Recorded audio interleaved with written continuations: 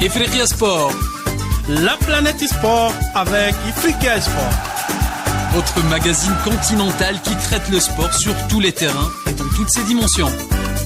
L'Afrique et le sport ne font qu'un. Salutations l'Afrique, Salama Nagadef, Ngaraman, Ayo, Botou à tous les auditeurs de Ifriqiya FM. Mes sœurs et frères africains, vous êtes les bienvenus à Ifriqiya FM, la voix de l'Afrique faite par des Africains pour les Africains. Cette fois-ci, votre émission Ifriqiya Sport sera une émission d'actualité, les circonstances, les qualifications pour la Coupe du Monde 2026. Comme vous le savez, depuis, on va dire, le milieu de cette semaine, on connaît des matchs de qualification pour la Coupe du Monde 2026 qui se tiendra aux États-Unis, au Mexique et au Canada. Et pour, on va dire, pour des circonstances, donner des informations, être dans le tempo de l'information africaine, on a décidé que l'émission Ifriqiya Sport, cette fois-ci, exceptionnellement, sera consacrée aussi à l'actualité sportive. On va avoir avec nous des invités, bien sûr, de marque à l'intérieur des sélections africaines. Personne n'a ce genre d'invité. On est invité à l'intérieur de l'Afrique avec nos amis des sélections africaines. On est là pour vous donner de l'information sportive pure, mais une information sportive vraie sur notre cher continent. Comme vous le savez, hier, on continue avec la troisième journée des qualificatifs pour la Coupe du Monde. Les matchs, des surprises bien sûr. Le Sénégal, équipe héroïque en Afrique, équipe on va dire imbattable quasiment dans notre cher continent. Elle a été tenue en échec par la République démocratique du Congo. Un but partout entre les deux sélections. Ça a marqué pour le Sénégal. L'égalisation a été par le joueur Fiston, le joueur des Pyramides en Égypte. Il a égalisé pour la République démocratique du Congo, coaché par Sébastien De Sabre. Le Ghana, il a tenu en échec le Mali. Les Aiglons du Mali, ils ont marqué en début de match, mais ils n'ont pas réussi à garder leur score. Jordan Ayew, il a finalisé la rencontre avec le score de 2-1 en faveur des Black Stars du Ghana. Les Aigles du Mali n'ont pas réussi à avoir ça.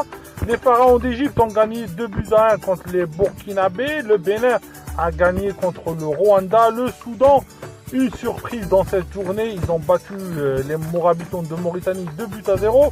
La Libye a gagné contre les îles Maurice 2-1. Match nul, la Guinée-Bissau, l'Éthiopie.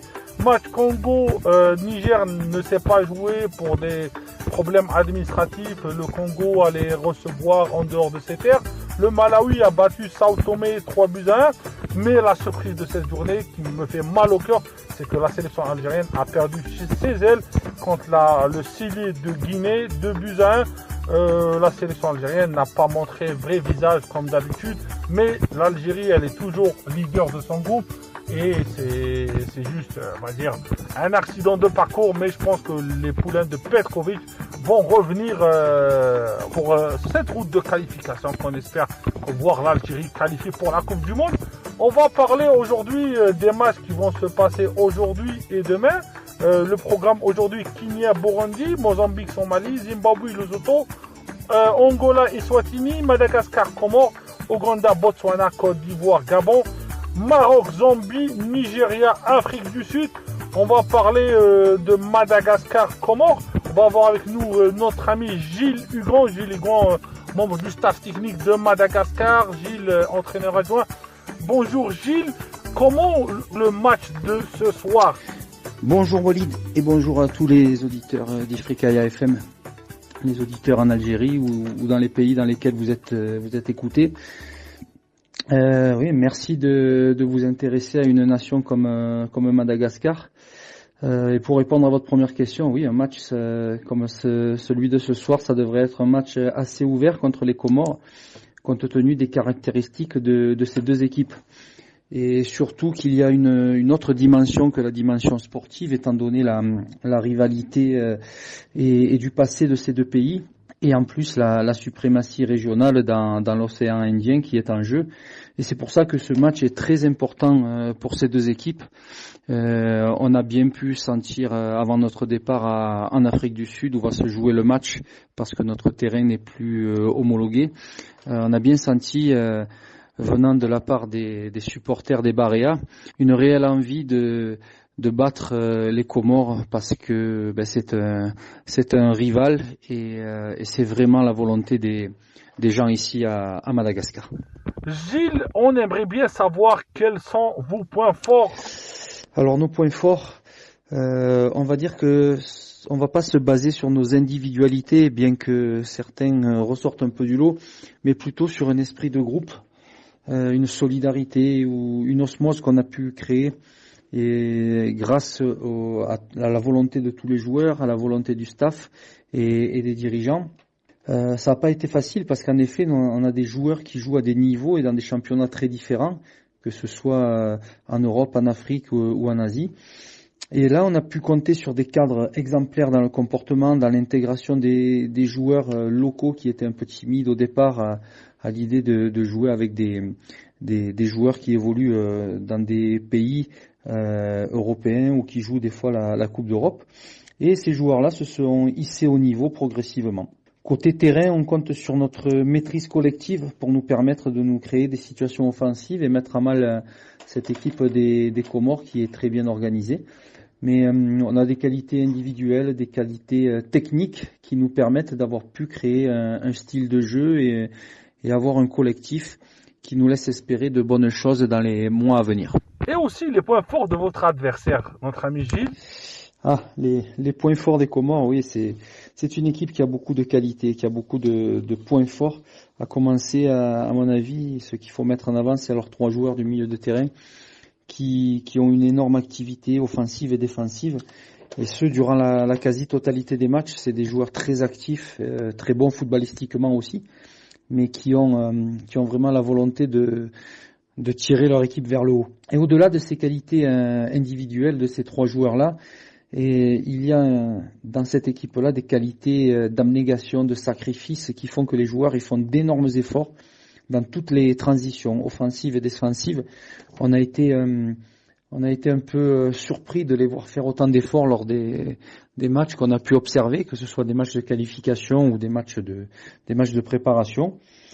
Et les résultats aussi plaident pour eux parce que les Comores ils ont une confiance en eux qui leur est venue suite à leurs 2 victoires dans les qualifications à la Coupe du Monde et leur série d'invincibilité les pousse à se surpasser pour garder leur invincibilité et puis ça leur donne aussi une confiance et ça s'enchaîne comme ça et ça leur donne le statut de favori dans ce match mais un favori qu'on va essayer de faire tomber avec nos qualités et d'essayer de remporter les 3 points qui rééquilibrerait le classement dans ce groupe de qualification qui est assez ouvert finalement.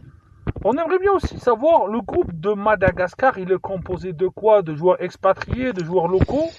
Alors notre groupe, il est composé de joueurs qui jouent en Europe, par exemple, comme Loïc Lapoussin qui joue à l'Union Saint-Gilloise en Belgique, Ryan Raveloson à Auxerre en Ligue 2 en France, Hakim Abdallah en Ligue 1 en Roumanie. Et puis après, on a des joueurs dans des pays moins huppés, comme on a Clément Couturier et Tierno Milimono qui jouent en Ligue 1 au Luxembourg. Et d'autres joueurs qui jouent, par exemple, en National 2 ou National 3 en France. On a Arnaud qui joue en Ligue 1 en Égypte. On a ensuite Ibrahim Amada qui joue en Ligue 1 en Thaïlande. Carolus qui est en D3 en Arabie Saoudite. Et puis avec tous ces expatriés-là, on a 4 joueurs locaux qui sont en train de progresser au contact de ces joueurs-là, comme je vous l'ai dit tout à l'heure. Et ensuite, on a 5 joueurs qui sont dans le département de la Réunion, qui jouent en Régional 1, qui viennent de Madagascar et qui ont décidé de jouer dans ce championnat-là qui leur permet d'avoir déjà un contact avec le football un peu plus organisé dans une ligue et un département français et ça leur permet d'avoir aussi une autre visibilité. Le gros du travail dans ce groupe-là, ça a été de pallier aussi l'absence de 3 cadres absents pour le regroupement de juin, 2 pour des blessures et un autre pour des raisons un peu plus familiales, on va dire. Et on a créé un groupe sur lequel on compte pour rivaliser avec les Comores qui sont leaders du groupe. Et donc voilà, vous avez compris que l'osmose, la solidarité et l'esprit de groupe vont être nos armes principales dans ce match-là. Et le groupe dont vous avez parlé, le groupe est notre espoir pour combattre à la fois les individualités et les qualités des Comoriens. En parlant de joueurs locaux, comment est le football local, Gilles? Il se situe où? Alors en ce qui concerne le football local, même si Madagascar est pas sur le devant de la scène quand on parle des grandes nations du football africain, je peux vous assurer que Madagascar et les Malgaches aiment vraiment le football. À tous les coins de rue, à chaque possibilité de jouer sur un terrain vague, les terrains sont occupés par des enfants ou par des jeunes hommes qui jouent. Les filles aussi jouent aussi au football à Madagascar. Et cette passion et la volonté des Malgaches de jouer au foot, ça mériterait tellement de pouvoir avoir plus d'infrastructures de qualité, pour développer le football des jeunes et permettre aux Malgaches ensuite d'avoir des joueurs de très très haut niveau, comme on voit dans certaines grandes nations du football africain. Là, on va dire que le classement FIFA ou le classement dans les pays africains à la CAF de Madagascar ne reflète pas la passion qu'ont les Malgaches pour le football. Et en ce qui concerne les caractéristiques des joueurs malgaches, c'est un peu à l'image de la population malgache qui est souvent un métissage d'asiatiques, d'africains et avec des influences diverses. Mais la particularité, c'est que les Malgaches ont un peu un morphotype et des qualités footballistiques qui ressemblent aux footballeurs un peu asiatiques. Avec des qualités de vivacité, des qualités techniques au-dessus de la moyenne. Et puis on a d'autres joueurs avec un morphotype un peu plus africain, un peu plus puissant, qui permet d'avoir des équipes assez équilibrées et d'assez intéressantes quand on discute vraiment de niveau football et de qualité footballistique. Et les auditeurs, on aimerait bien savoir, et le championnat? Parler du championnat malgache, c'est pas évident parce qu'il est souvent en restructuration.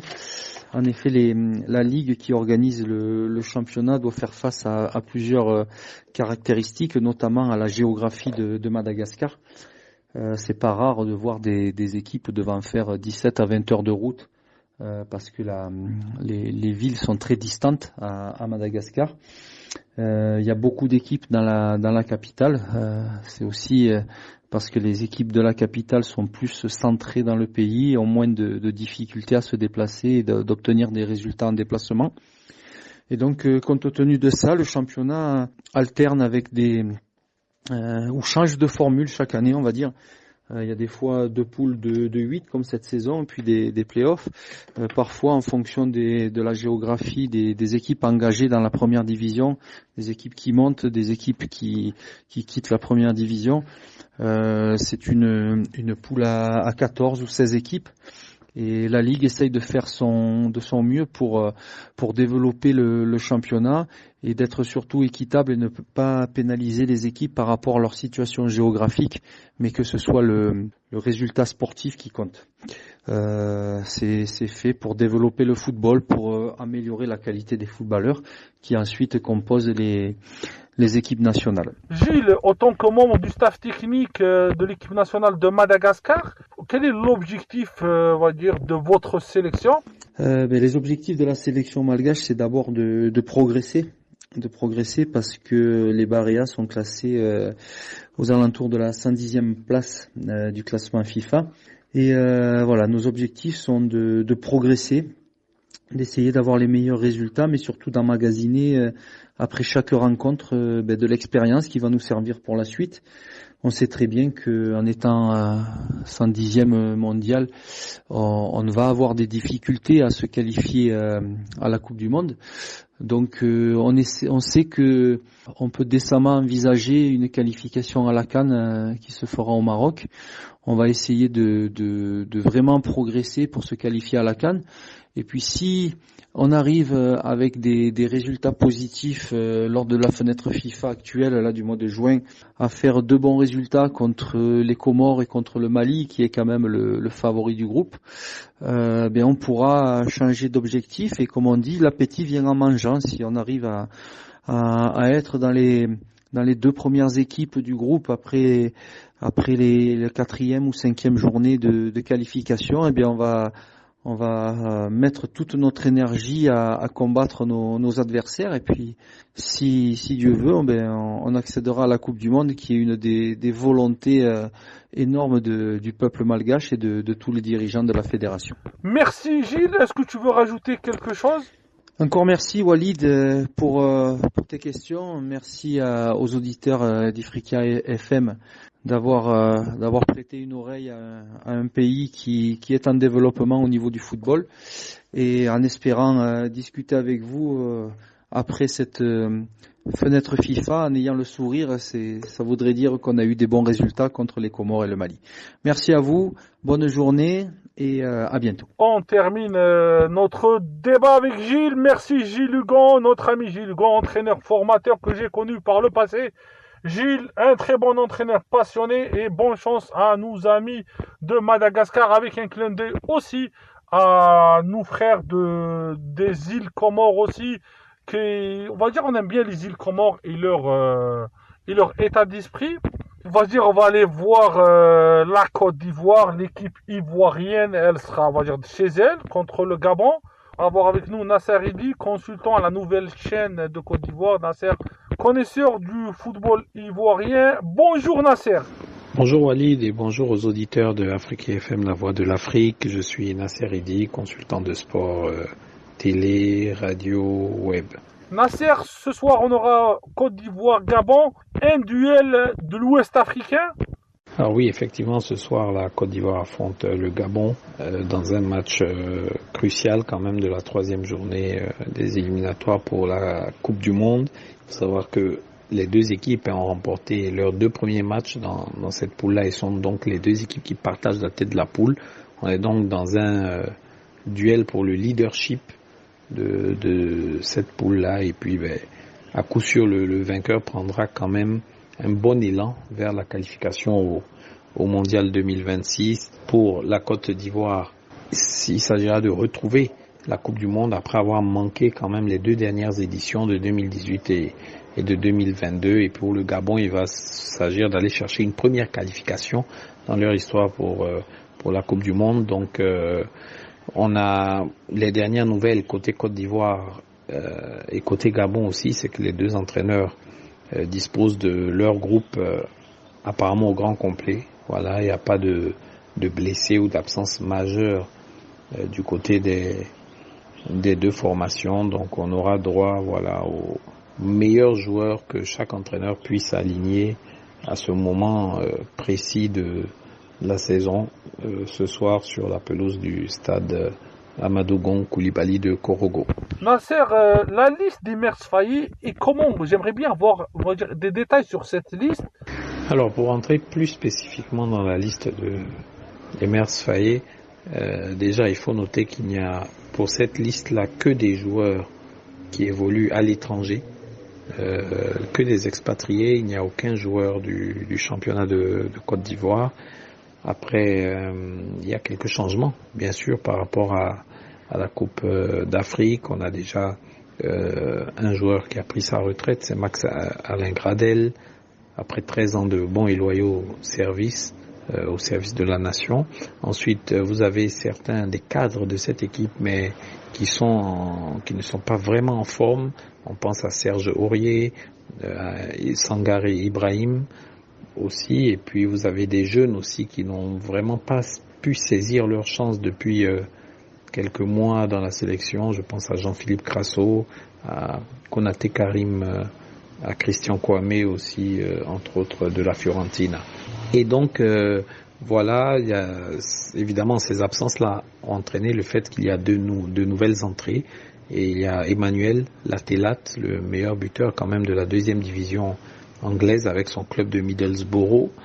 Et puis aussi Mohamed Bamba, le buteur de Lorient en France également, qui a fait son entrée, et tout comme Christopher Opéry, entre autres, le latéral du Havre en France, voilà, et quelques autres joueurs aussi. Donc voilà un peu pour ce qui est de la nouvelle liste de Faé, qui vraiment a fait pratiquement presque l'unanimité dans la presse et l'opinion sportive ivoirienne, parce que vraiment c'est une liste homogène, une liste qui comporte vraiment les joueurs en forme du moment, dans la complémentarité, dans l'état de forme actuel également, donc voilà. Les Échos qui sont là, quels sont les objectifs de la Côte d'Ivoire après avoir gagné la CAN? L'objectif, évidemment, après avoir conquis l'Afrique, c'est de conquérir le monde. Et conquérir le monde, ça passe déjà par une qualification pour la Coupe du Monde. D'autant plus que cette fois-ci, on va passer pour les pays africains de 5 représentants à 9. Donc ça laisse beaucoup plus de place. Et ça serait vraiment un cataclysme que la Côte d'Ivoire ne puisse pas se qualifier pour la prochaine Coupe du Monde. D'autant plus voilà, que c'est le tenant du titre en ce qui concerne la Coupe d'Afrique, et puis dans un groupe qui est vraiment à sa portée. Voilà un peu ce qu'on peut dire de l'après-CAN pour les éléphants. Donc clairement, il faut continuer sur la lancée, et ça c'est véritablement le mot d'ordre. Les éléphants n'ont pas le droit de se manquer. Merci Nasser, on te laisse le dernier mot comme d'habitude pour nous inviter. Merci à Africa FM et à toi Walid pour l'invitation, l'opportunité. C'est toujours un plaisir d'échanger, de pouvoir discuter football, et particulièrement du football ivoirien et de la Côte d'Ivoire, des éléphants de Côte d'Ivoire, quand on le peut, au plaisir, et bien de choses à tous les auditeurs. Merci Nasser Idi, ivoirien d'origine libanaise.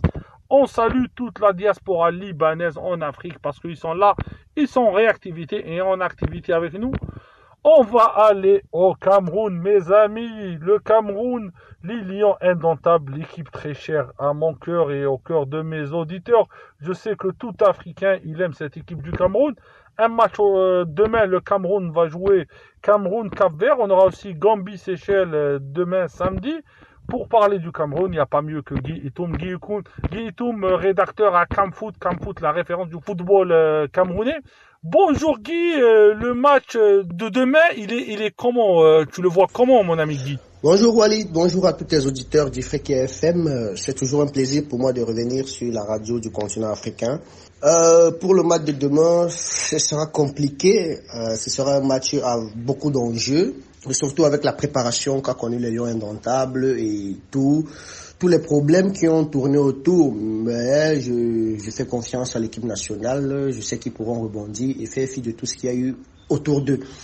Donc la rencontre sera très très très jouée, elle sera très disputée. Nous connaissons tous la force des requins bleus du Cap-Vert. C'est une équipe qui, au fil des années, a progressé. On l'a encore vu à la dernière CAN. Ils ont terminé en quart de finale. Le Cameroun n'a pas pu atteindre les quarts. Donc, le Cap-Vert est aujourd'hui une sélection qui monte avec un style de jeu un peu brésilien.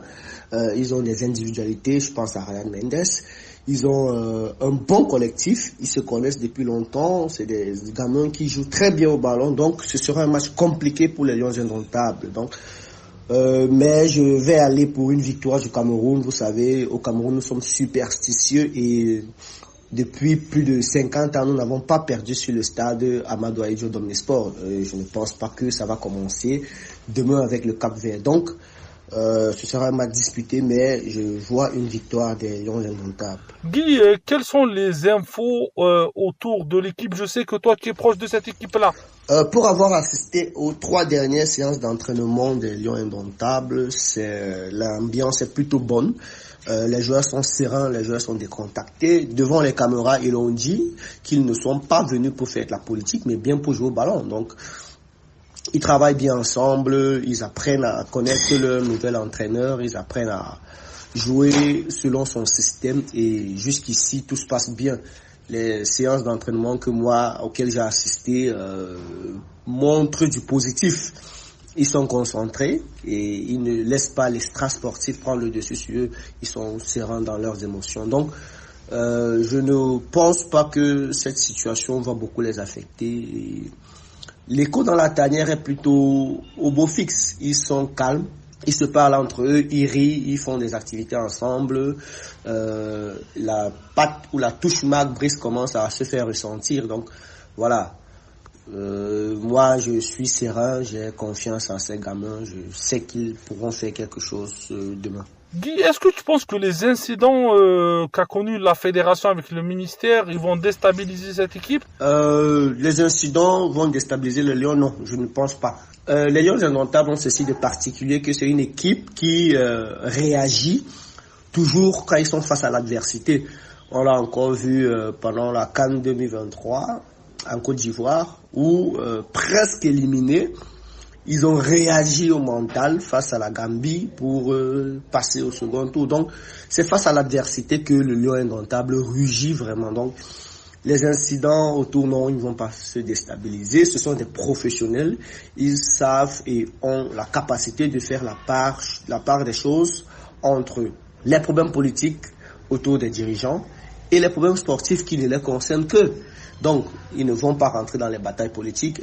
Maxime Choupo-Moting l'a dit mercredi en conférence de presse. Ils ne sont pas venus pour faire de la politique, mais bien pour jouer au football. Donc, je ne pense pas que tous ces problèmes-là, toutes ces tensions vont ébranler leur morale ou bien vont déstabiliser leur préparation. Non, je l'ai vu aux entraînements. Les joueurs sont focus, ils sont très concentrés sur ce qu'ils ont à faire et ils le font bien. Donc, pas de déstabilisation, ils vont jouer, ils savent qu'ils sont là pour jouer, pour rendre le peuple camerounais fier. Donc, voilà. Guy, est-ce que tu as l'info que Eto'o est présent demain pour le match? À l'état actuel, difficile de dire si Samuel Eto'o sera là demain. Mercredi, c'est envolé pour le Bénin, où on l'a vu avec le fils du président Patrice Talon. Donc, c'est un peu difficile de dire s'il sera de retour à temps, mais depuis qu'il est président et bien avant, il n'a pas manqué un match de la sélection Fagnon. Donc, le connaissant, je pense qu'il sera là. Au-delà de tout ce qu'il y a autour, il est un grand patriote. Il a prouvé à plusieurs reprises qu'il aime son pays. Donc, je suis prêt à parier et à mettre ma main au feu qu'il sera bel et bien de retour au Cameroun et il sera présent au stade Amadou Ahidjo demain lorsqu'il sera 14h. Les petits problèmes entre le ministère, sa tutelle et lui et tous les acteurs du football, non, je ne pense pas que tout ceci peut ébranler Samuel au point où il décide de snobber un match de la sélection. Il aime ce pays, il aime le drapeau, il a porté ses couleurs, il a été le capitaine, il est aujourd'hui le président de la fédération. Donc, logiquement, il sera là et je crois fermement qu'il sera là. Merci Guy Itom. Guy, comme d'hab, tu nous fais ton dernier mot. Alors un dernier mot, Walid, on espère que tout va rentrer dans l'ordre très bientôt dans le monde du football camerounais. Donc c'est le souhait de tout le monde, les deux parties doivent vraiment s'asseoir sur une table, parler et décider ensemble sur comment doivent se tenir les prochaines sélections, les prochains rassemblements et qui fait quoi, qui dirige quoi, qui est le staff retenu. Parce que cette situation met l'ensemble des acteurs du football, que ce soit les journalistes, que ce soit les joueurs, que ce soit les entraîneurs, ça met tout le monde dans une situation un peu délicate. Donc pour moi, on espère que tout va rentrer dans l'ordre très bientôt. Et voilà. Maintenant, je souhaite un agréable week-end à la famille du football algérien, à la famille du football camerounaise, à la famille du football africain. À plus. Merci Guy Itom, notre ami Guy Itom, référence du football camerounais. Il est toujours dispo pour Ifriqiya FM, pour Ifriqiya Sport, pour 20 minutes sport. Je vous dis merci, à la semaine prochaine pour un autre numéro de Ifriqiya Sport. Mais on va continuer l'actualité de cette semaine. Ça sera une semaine consacrée au football et aux qualifications de la Coupe du Monde 2026 qui sera aux États-Unis, au Canada, au Mexique. Et à la semaine prochaine, mes sœurs et frères.